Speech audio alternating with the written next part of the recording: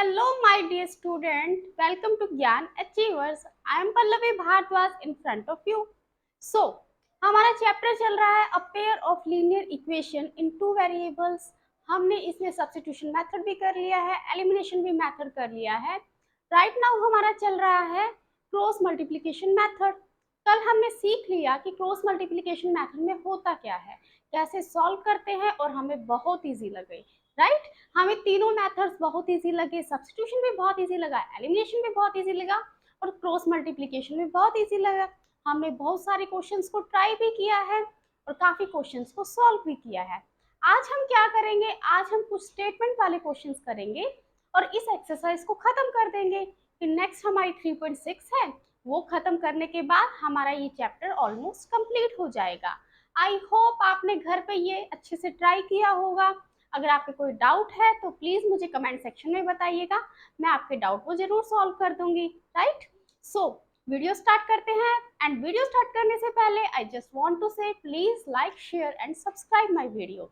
So start करते हैं।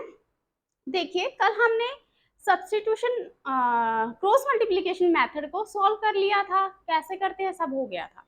आज हम इसके स्टेटमेंट क्वेश्चन करते हैं। स्टेटमेंट के क्वेश्चंस में जो आपका फर्स्ट और सेकंड वाला क्वेश्चन है ना, वो आप खुद ट्राई कीजिएगा। लास्ट वीडियोस में मैंने आपको काफी करवाए हुए हैं, अगर नहीं सॉल्व होता तो आप मेरी पुरानी वीडियोस को जरूर एक बार देखिएगा, आपके ये क्वेश्चन सॉल्व होंगे। अगर फिर भी नहीं होते तो आप मुझे बता देना, मैं आपके सॉल्व करवा दूंगी। आज हम करते हैं थर्ड क्वेश्चन से। थर्ड क्वेश्चन पढ़िएगा, फोर्थ का third part. Yash scored 40 marks in a test, getting 3 marks for each right answer and losing 1 mark for each wrong answer. Had four marks been awarded for each correct answer and 2 marks been deducted for each incorrect answer, then Yash would have scored 50 marks.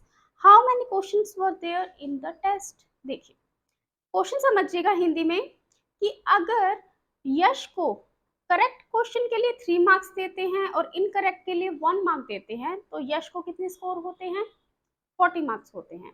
लेकिन अगर हम correct answer के लिए उसको 4 marks देते हैं और incorrect के लिए उसके 2 मार्क्स को डिडक्ट कर लेते हैं, ठीक है, तो हमें कितने, यश को कितने मार्क्स मिल रहे हैं, 50 मार्क्स मिल रहे हैं। तो कितने क्वेश्चन है टोटल आपको ये बताना है। राइट, चलिए, क्वेश्चन समझ आ गया ना आपको, है ना। चलिए करते हैं। अच्छा, एक बात बताइए जरा मुझे, पहले एक पॉइंट समझते हैं।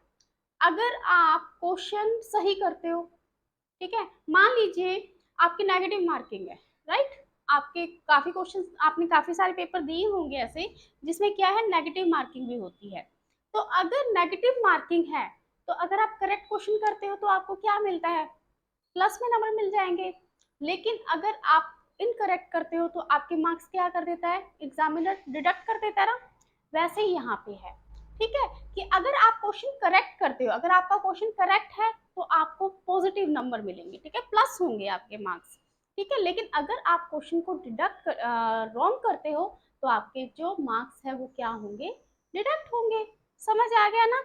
बहुत इजी सा पॉइंट है कि अगर सही है तो प्लस होंगे और अगर क्वेश्चन गलत कर दिया तो भाई नेगेटिव मार्किंग है, हम तो डिडक्ट करेंगे, क्वेश्चन टीचर करेगा, ठीक है। चलिए क्वेश्चन करते हैं।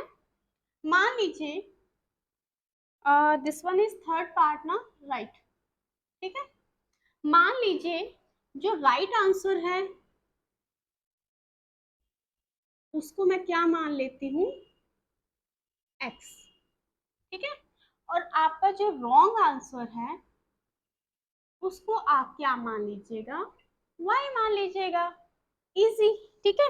अब फर्स्ट में क्या कहता है कि अगर राइट आंसर के लिए 3 मार्क्स है, ठीक है, तो राइट के लिए 3x, राइट को मैंने क्या माना x, और राइट के लिए मुझे मिल कितने रहे हैं, 3 मार्क्स मिल रहे हैं, और रॉन्ग के लिए मेरे डिडक्ट हो रहे हैं 1 मार्क। तो 1 into y that is y, तो उसको कितने स्कोर होता है, टोटल 40 स्कोर होता है, ठीक है।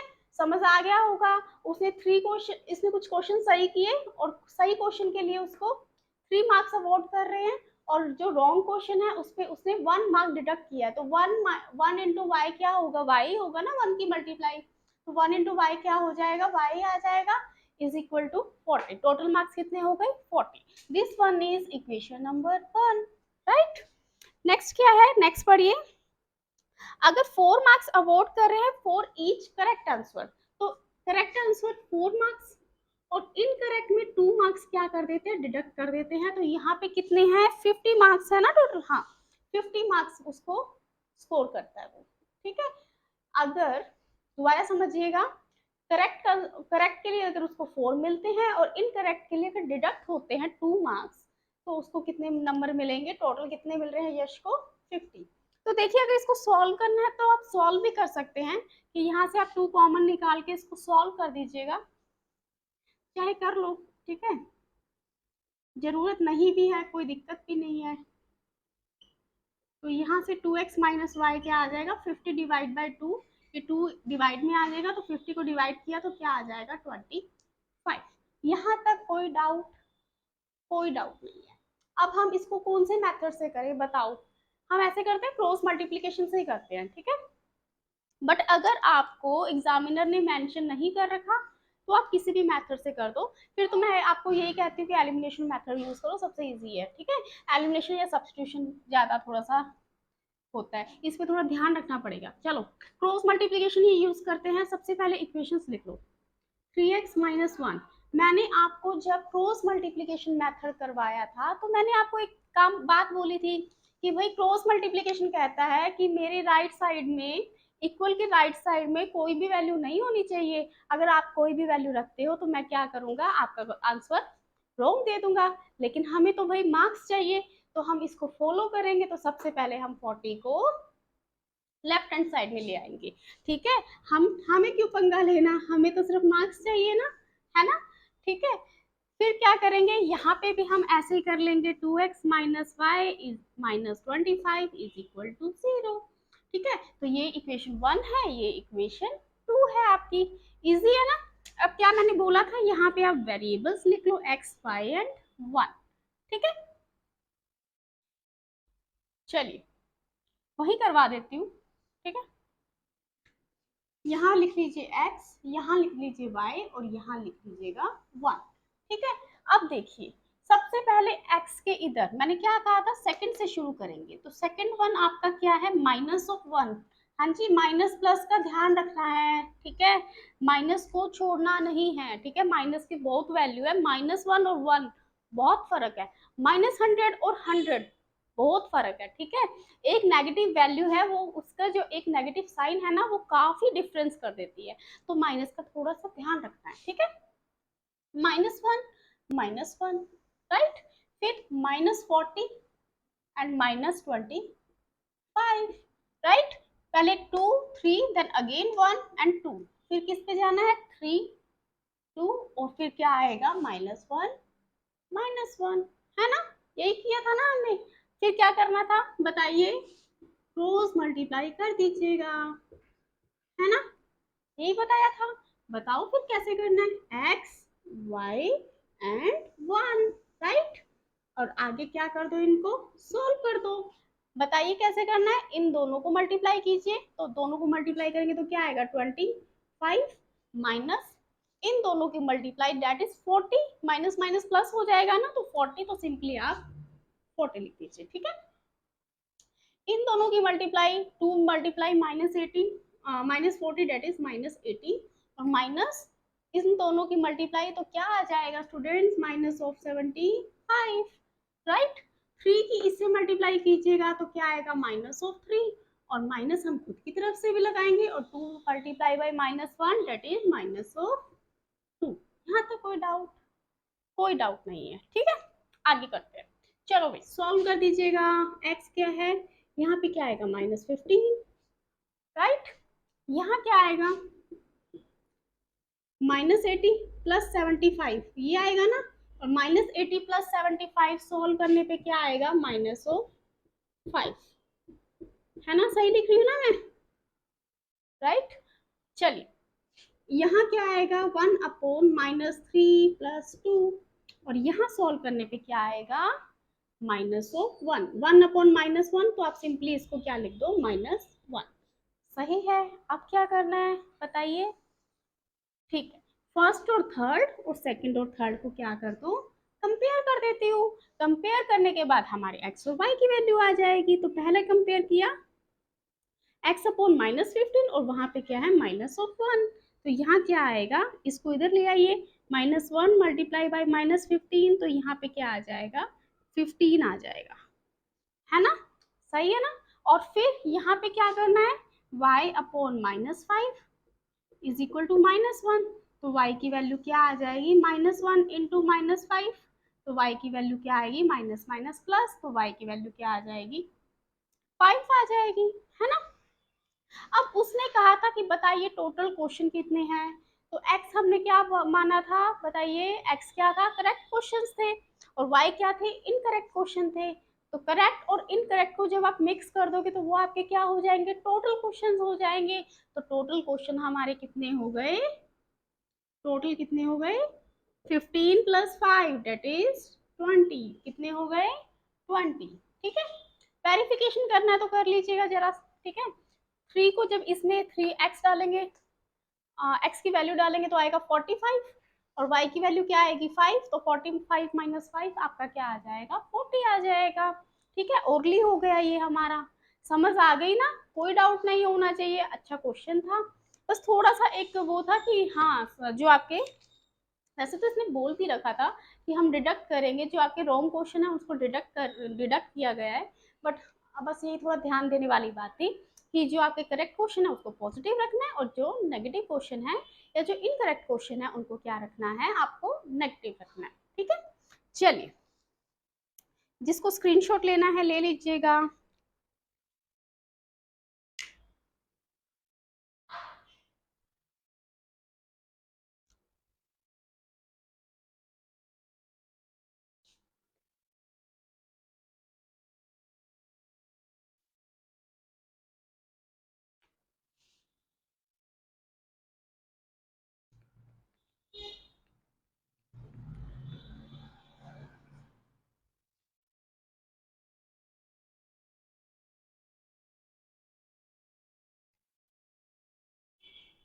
चलिए नेक्स्ट क्वेश्चन देखिएगा जरा। हाँ जी, क्वेश्चन रीड करिएगा जरा, फोर्थ क्वेश्चन आप भी कीजिए। Places Places A and B are 100 km apart on highway. One car starts from A and another from B at the same time. If the car travel in the same direction at different speed, then they meet in 5 hours.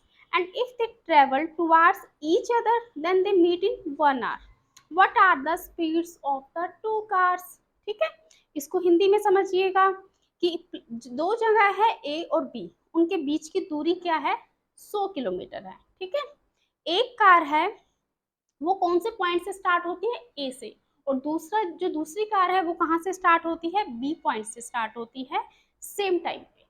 ठीक है जी, फिर क्या कहता है कि अगर जो cars है वो सेम डायरेक्शन में ट्रेवल करती है बट उनकी स्पीड क्या है, डिफरेंट है, उनकी जो चाल है वो तो डिफरेंट है, वो तो अलग है, लेकिन वो करते क्या है, सेम डायरेक्शन सेम दिशा में करते हैं, तो वो कितने घंटे में मिलते हैं भाई एक दूसरे के साथ, 5 घंटे में मिलते हैं। लेकिन अगर वो एक दूसरे की तरफ आते हैं, अगर एक दूसरे मतलब अपोजिट डायरेक्शन में आते हैं, विपरीत दिशा में आते हैं, तो वो कितने घंटे में एक दूसरे से मिलते हैं, 1 घंटे में मिलते हैं। तो आपको चाल बतानी है दोनों कार की। चलिए पहले मैं आपको थोड़ा बेसिक बताती हूँ ताकि आपको अच्छे से समझ आए। ठीक है, देखिए, मान लीजिए ये आपका पाथ है टोटल, ठीक है, ये ए मान लीजिए पॉइंट, और ये पॉइंट क्या मान लीजिएगा आप, यहाँ तक आप मान लीजिए बी। ठीक है, इतना ही ले लीजिए। ठीक है, अब क्या कहता है, उसने दो सिचुएशन बताई है, दो केसेस बताए हैं। सबसे पहले आप ए की स्पीड है, ए की स्पीड मान लो, ए की स्पीड क्या है, x किलोमीटर पर आवर। ठीक है, और जो बी है, बी की स्पीड मान लीजिए y किलोमीटर पर आवर। ठीक है, कोई डाउट नहीं होना चाहिए। केस वन क्या कहता है, इन द सेम डायरेक्शन। सबसे पहले हम यहाँ पे फर्स्ट केस की बात करते हैं, इन द सेम डायरेक्शन। ठीक है, क्वेश्चन बहुत इंपॉर्टेंट है, ध्यान से समझिएगा। वैसे इजी है, अगर समझ आ गया तो बहुत इजी है, लेकिन क्वेश्चन इंपॉर्टेंट बहुत है, थोड़ा सा ध्यान दीजिएगा। कहता है कि in the same direction, in the same direction की बात क्या है कि अगर ए है वो इस डायरेक्शन में जा रहा है तो बी भी इस डायरेक्शन में जाएगा, है ना। दोनों मान लीजिए इस डायरेक्शन में जा रहे हैं, ठीक है, दोनों जा रहे हैं सेम डायरेक्शन, इस डायरेक्शन में ये गया, इसी डायरेक्शन में ये चला गया, ठीक है। और दोनों जाके कहाँ मिलते हैं, इधर मिल लेते हैं, इस पॉइंट पे मिल जाते हैं, और इस पॉइंट को आप क्या बोल दो, सी। ठीक है, तो दोनों सी पे जाके कितने घंटे में मिलते हैं, 5 आवर्स में मिलते हैं, ठीक है। 5 आवर्स के बाद दोनों, जो ए है और बी है, उन दोनों की कार कहाँ पे मिल रही है, सी पॉइंट पे मिल रही है। समझ गए, ठीक है, यहाँ तक कोई डाउट नहीं होना चाहिए। तो देखिएगा, आपको क्वेश्चन में क्या दे रखा है, जरा क्वेश्चन पढ़िएगा।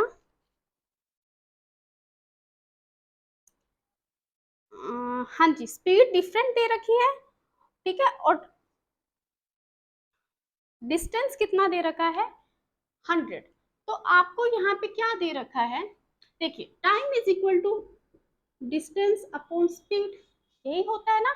तो देखिए, अगर मैं डिस्टेंस की बात करूं तो वो क्या होगा, स्पीड इंटू टाइम होगा, है ना। तो टाइम आपको इतना यहाँ पे क्या दे रखा है, टाइम आपको इधर क्या दे रखा है, 5 आवर्स। तो यहाँ पे मैं टाइम की जगह क्या लिख देती हूँ, 5 आवर्स। तो 5s is equal to D, एक तो मेरी ये एक चीज आ गई, ठीक है। अब देखिएगा, अगर मैं ए सी, ए सी में से, ठीक है, ए सी का जो डिस्टेंस है उसमें से बी सी का डिस्टेंस को माइनस कर दूं, ठीक है, AC के डिस्टेंस में से BC के डिस्टेंस को माइनस कर दूं तो मुझे क्या मिलेगा, AB मिल जाएगा, मिलेगा या नहीं मिलेगा। इसको थोड़ा सा वैसे करके समझाती हूँ, देखिए, यहाँ तक A और ये C, AC में से अगर मैं ये इतना इतना पार्ट BC वाला माइनस कर दूं तो मुझे यहाँ से लेकर यहाँ तक का पार्ट मिल जाएगा AB का, है ना। अब ये क्या है, डिस्टेंस, और डिस्टेंस मैंने क्या निकाला है, 5 इंटू डी स्पीड, ठीक है। तो ए सी, ए से सी, यहाँ पे स्पीड आपकी क्या है, एक्स, तो स्पीड की जगह क्या लिख दो, 5x, राइट, क्योंकि तो डिस्टेंस लेना ना, और डिस्टेंस मेरा क्या है, 5 इंटू एस, ठीक है, 5 इंटू एस, ऐसे ले लीजिएगा, ठीक है। तो 5 इंटू एस मतलब स्पीड हमारी यहाँ पे एक एक स्पीड क्या है, x किलोमीटर पर आवर, तो मैंने क्या ले लिया, 5 इंटू एक्स। भाई ये 5 कहाँ से आया, क्योंकि इसने बोला है कि जब सेम डायरेक्शन में है तो हम 5 घंटे बाद मिलते हैं, ठीक है। और जब बी सी, यहाँ पे स्पीड क्या है आपकी, y किलोमीटर, तो यहाँ पे क्या आएगा, 5 इंटू वाई, है ना। और ए बी का डिस्टेंस इससे दे रखा है, यहाँ से लेकर यहाँ तक का डिस्टेंस कितना है मेरे पास, 100 किलोमीटर, ठीक है। 100 मीटर या किलोमीटर तो देख लीजिएगा, शायद मीटर है, 100 किलोमीटर है भाई, ठीक है, 100 किलोमीटर दे रखा है। 5 कॉमन निकाल दीजिएगा, तो यहाँ से क्या आएगा, x minus y is equal to 100, तो यहाँ से आया x minus y is equal to 20। यहाँ तक कोई डाउट, 20 कैसे आया, 5 को नीचे ले आए भाई, बेसिक सी बात है, ठीक है, समझ गए ना, कोई डाउट तो नहीं है ना यहाँ तक। भाई यहाँ तक कोई डाउट है तो प्लीज बताइएगा मुझे, कोई डाउट नहीं है, चलिए। फिर ये तो है कि जब सेम डायरेक्शन में है, अब नेक्स्ट क्या है, अपोजिट डायरेक्शन, है ना। केस 2 क्या है आपका, अपोजिट डायरेक्शन, या आपकी बुक में कुछ और लिखा हुआ है, टुवार्ड्स ईच अदर, राइट, आप वो भी लिख सकते हो, टुवार्ड्स ईच अदर।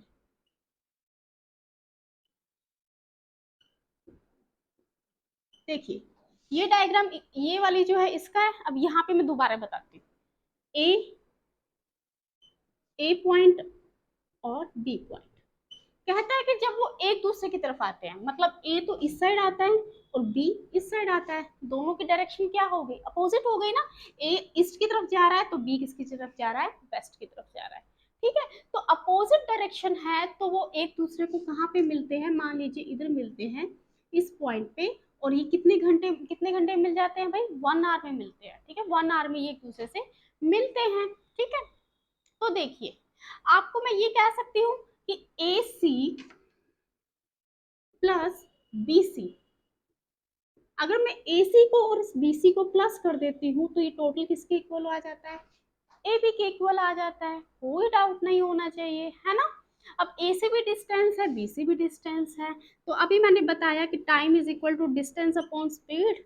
तो डिस्टेंस क्या है? Speed into time. और यहाँ पे टाइम क्या दे रखा है मुझे? 1 आवर। तो यहाँ पे डिस्टेंस, जब आप टाइम को 1 पुट कर देते हो तो distance is equal to speed हो जाएगा, ठीक है। तो A से लेके C तक का डिस्टेंस क्या है? ये x किलोमीटर पर आवर में होगा और ये क्या है? y kilometre per hour. ये तो सेम ही है, ठीक है। तो देखिए, distance is equal to speed. यहाँ पे आपका डिस्टेंस क्या आ जाएगा? x kilometre. और यहाँ पे BC में क्या आ जाएगा? y। और AB की यहाँ से लेकर यहाँ तक वैल्यू आपको कितनी दे रखी है भाई? 100 ही दे रखी है। यहाँ तक कोई डाउट है तो बताइए। कोई डाउट नहीं है तो ये क्या है? मेरी इक्वेशन नंबर 2। समझ गए? कोई डाउट नहीं है। तो हमने दोनों केसेस देख लिए कि केस 1 में क्या है? इन द सेम डायरेक्शन, और केस 2 में क्या है? Opposite direction. दो इक्वेशंस आ गई। अब आगे आपका काम है, दो इक्वेशंस बनवा दी। अब आप इस इक्वेशन को सॉल्व करके मुझे बताइएगा आंसर क्या आएगा, और कमेंट बॉक्स में आपके आंसर आने चाहिए, ठीक है। जरूर बताना स्टूडेंट्स के आंसर क्या आएगा, ठीक है। वेरीफाई भी कर लेना, ठीक है। चलो,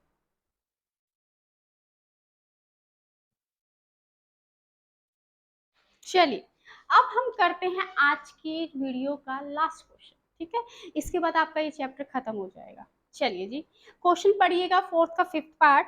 the area of a rectangle gets reduced by 9 square units if it's length is reduced by 5 unit and breadth is increased by 3 units. And if we increase the length by 3 units and breadth by 2 units, then the area increases by 67 square units. Find the dimensions of the rectangle. Hindi में समझिएगा। कहता है कि अगर आप लंबाई को 5 unit से कम करते हैं और चौड़ाई को 3 यूनिट से बढ़ाते हैं, ठीक है, तो आपका जो एरिया है ना, एरिया कितना आ जाएगा? एरिया आपका रिड्यूस, कम हो जाएगा 9 स्क्वायर यूनिट से, ठीक है।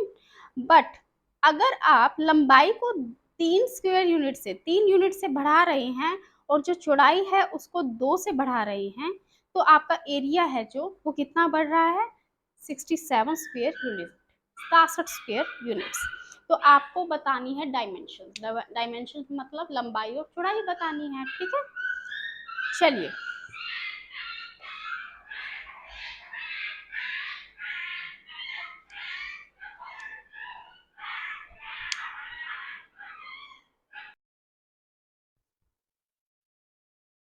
चलिए भाई, क्वेश्चन सॉल्व करिएगा। क्वेश्चन के अकॉर्डिंग चलते रहो, ठीक है।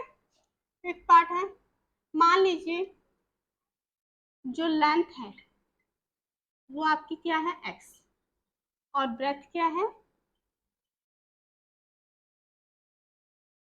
वो क्या है? y, ठीक है। यहाँ तक समझ आ गया? हाँ जी, समझ आ गया। अब क्वेश्चन में क्या कह रखा है, देखिए क्वेश्चन पढ़िएगा साथ में अपनी बुक से। कहते हैं लेंथ को रिड्यूस कर रहा है 5 से, तो लेंथ x है तो लेंथ को रिड्यूस कर दो 5 से, ठीक है। और फिर क्या कहते हैं, लेंथ को 5 से रिड्यूस किया है और ब्रेथ को इंक्रीज किया है 3 से, तो ब्रेथ को 3 से इंक्रीज कर दिया। तो जो आपका एरिया है वो क्या है? Then the area of rectangle get reduced by 9 square units. तो देखिए जो एरिया है वो क्या होता है? लेंथ इंटू ब्रेथ होता है ना, तो x इंटू वाई। तो लेंथ इंटू ब्रेथ ये कितने से रिड्यूस हो जाएगा? 9 से हो जाएगा। यहाँ तक कोई डाउट? कोई डाउट नहीं है। आगे पढ़िएगा, इसको हम इधर सॉल्व करेंगे, एक नेक्स्ट इधर बना लेते हैं। नेक्स्ट क्या कहता है? If we increase the length by 3 units, length को अगर 3 यूनिट से इंक्रीज करते हैं और ब्रेथ को 2 यूनिट से इंक्रीज करते हैं, तो जो आपका एरिया लेंथ इंटू ब्रेथ वो कितना इंक्रीज हो जाता है? 67 से। यहाँ तो कोई डाउट नहीं होना चाहिए, है ना। दोबारा बता देती हूँ, पहले स्टेटमेंट क्या कहता है कि अगर लेंथ को मैं रिड्यूस कर रही हूँ 5 से, लेंथ को कम करती हूँ 5 से, और ब्रेथ को आप बढ़ा रहे हो 3 यूनिट से, तो आपका जो टोटल एरिया है ना वो कितने यूनिट से कम हो रहा है? 9 यूनिट से कम हो रहा है, ठीक है। और अगर आप लेंथ और ब्रेथ, लेंथ को 3 से बढ़ा रहे हो और ब्रेथ को 2 से बढ़ा रहे हो, तो आपका टोटल एरिया है वो 67 से क्या हो रहा है, बढ़ रहा है। अब क्या कीजिएगा, आप कुछ नहीं, आप सॉल्व कर दीजिए। देखिए सबसे पहले इस एक्स को पता है ना मल्टीप्लाई करनी आती है ना, सबसे पहले एक्स को इससे करेंगे, फिर एक्स को इससे करेंगे, फिर इस -5 को इससे करेंगे, फिर इससे करेंगे, ठीक है। तो एक्स को पहले वाई से करो भाई, एक्स वाई, फिर इस एक्स को इस 3 से करो तो 3x, फिर इस -5 को y से करो तो क्या आएगा, -5, और फिर -5 को 3 से करोगे तो क्या आएगा, -15। कोई डाउट, कोई डाउट नहीं है, यहाँ पे आप एज इट इज रख लीजिएगा, ठीक है। अब आप क्या कीजिए, इस एक्स वाई को इधर, सारी वैल्यूज को इधर ही ले आओ, ठीक है। X y plus 3x -5y -15 minus of x y plus of 9 is equal to 0, है ना, बिल्कुल इजी है ना, समझ आ गया हमें। तो प्लस का एक्स वाई है, माइनस का एक्स वाई है, क्या हो जाएगा, कैंसिल हो जाएगा।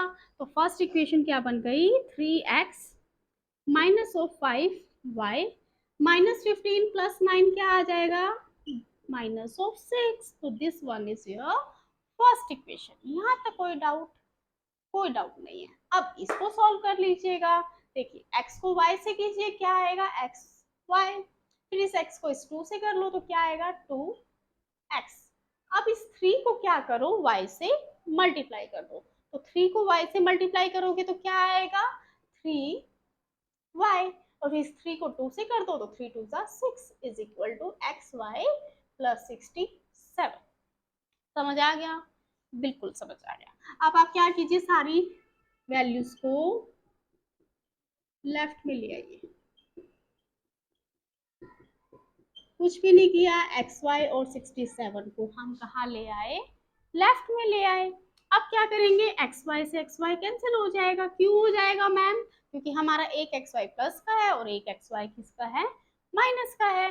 अब आप इसको लिख लीजिएगा, 2x प्लस 3y 67 माइनस का 67 प्लस का 6 क्या आएगा, minus of 61 is equal to 0। This one is second.